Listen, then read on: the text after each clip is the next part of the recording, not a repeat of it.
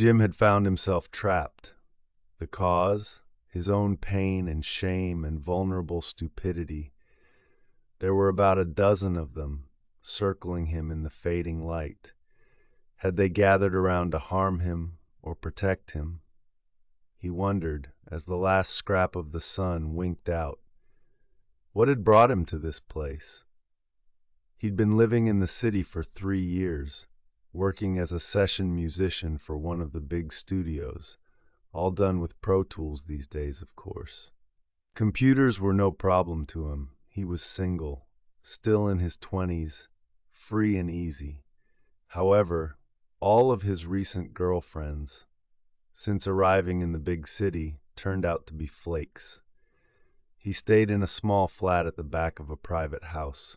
He drove one of those trendy Toyota bubble cars. This was all fairly normal for a reasonably well-off guy of his age, except that last Friday he had casually wandered into his regular bar and sat down next to a pretty redhead.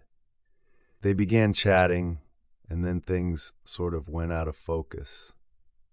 Next, he found himself in the middle of nowhere, surrounded,